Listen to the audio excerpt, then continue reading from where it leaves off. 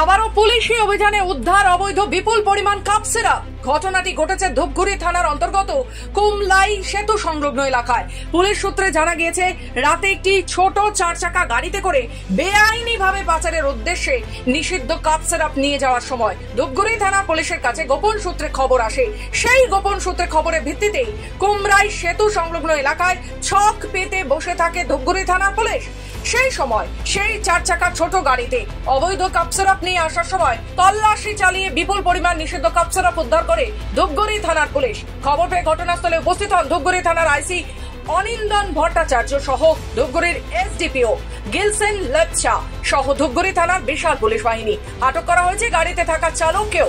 যদিও কোথা থেকে এই অবৈধ কাপ সিরাপ বেআইনিভাবে নিয়ে যাওয়া হচ্ছিল তা তদন্ত করছে ধূপগুড়ি থানার পুলিশ।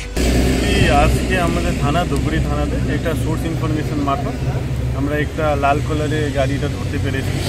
ওখানে একজন যে ড্রাইভার আছে উনি নিজের পরিচয়টা দিচ্ছে, মানে ওনার পরিচয়টা দিচ্ছে কি উনি এখানকার জলপাইগুড়ির বাসিন্দা বলছে, কিন্তু এটাও ভেরিফাই করতে হচ্ছে ওনার এক্সাক্ট অ্যাড্রেস। আপাতত আমরা কেসটা শুরু করছি এনডিপিএস মধ্যে।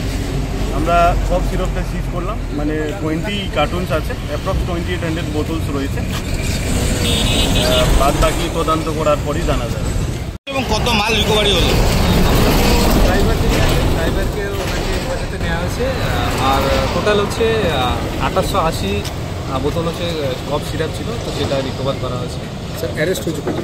হ্যাঁ, একদম দেখলাম তো এটাই যে কফ সিরাপ ধরা পড়ছে।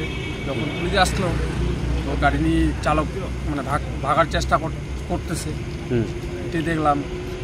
যাই হোক, ধূপগুড়ি থানায় এইটুকু। হ্যাঁ, ধূপগুড়ি থেকে খাদিমুল ইসলামের রিপোর্ট, খবর বাংলা।